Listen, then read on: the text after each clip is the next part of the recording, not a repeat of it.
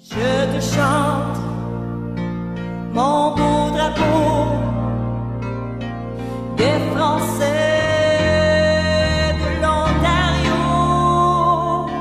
Bonjour tout le monde, je m'appelle Geneviève Etier puis je suis animatrice culturelle au CSDCEO.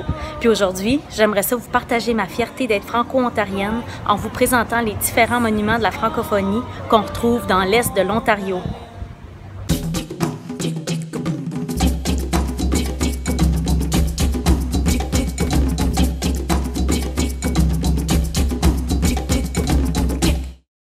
On commence notre visite des monuments de la francophonie par celui qu'on retrouve à Clarence, Rockland, où ce que ça rock depuis près de 150 ans.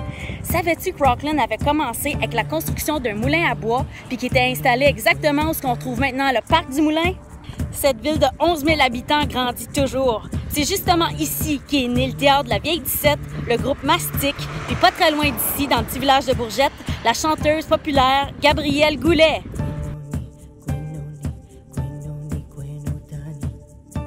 Puis c'est ici, à Rockland, à l'école secondaire catholique L'Escale, que le jeune Antoine Quentin, champion du monde de cube Rubik, a étudié.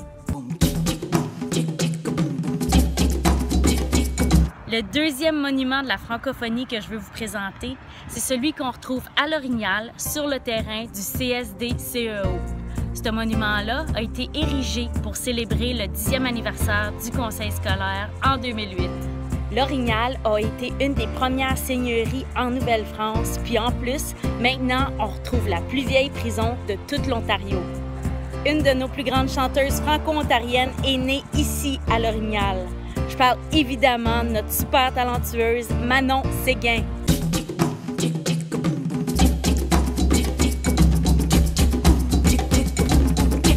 Notre troisième monument de la francophonie se retrouve à Cornwall, juste à côté de la porte d'entrée pour les États-Unis.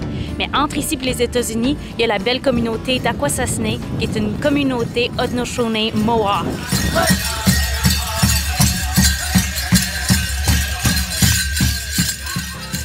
Aujourd'hui, des artistes de Cornwall sont la fierté de cette ville de 50 000 habitants.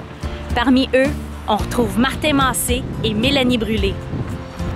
C'est ici, à Cornwall, que dans les années 70, les jeunes sont montés sur le toit du conseil scolaire anglophone pour réclamer leur école francophone dans la région.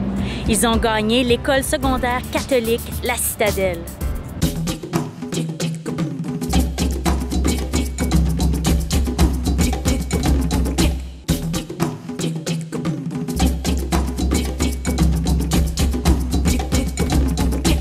Pour notre quatrième monument de la francophonie, on visite celui qui se retrouve à Hawkesbury.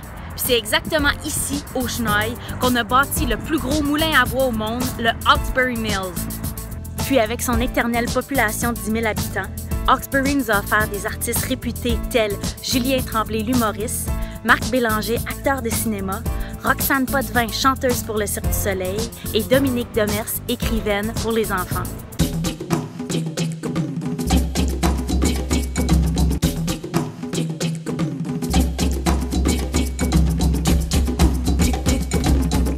Pour notre dernier monument de la francophonie, on se ramasse dans un petit village gaulois au pays des racines, à Castlemaine. Savais-tu que le petit village de Castlemaine est passé au feu 3 fois puis qu'à toutes les fois, les habitants l'ont reconstruit? C'est pas surprenant qu'on a mis ici au monde le méga spectacle de l'écho d'un peuple. Castlemaine, c'est la seule place au monde aussi qui peut se vanter d'avoir eu le drapeau franco-ontarien sur le mât de... Taratatata! Sur le mât du restaurant McDonald's durant les Jeux franco-ontariens de 1999. Puis les anciennes étudiantes de l'école secondaire catholique de Castlemaine, Martine Lafontaine, chanteuse pour la chanson Mon beau drapeau, et Véronique Dicker, chanteuse internationale, peuvent se vanter d'avoir eu comme enseignant Brian Saint-Pierre, le compositeur de la chanson Mon beau drapeau. Puis je trouve ça vraiment important de dire à toute ma gang de Plantagenet, puis à tous mes voisins d'Embrun, puis à toutes mes amies dans le coin d'Alexandria, inquiétez-vous surtout pas, parce que vous autres aussi, vous méritez votre monument de la francophonie. Puis je souhaite sincèrement, en tant que fière franco-ontarienne, qu'un jour, on va avoir des monuments comme ceux-là partout à travers l'Ontario pour enfin prendre notre place.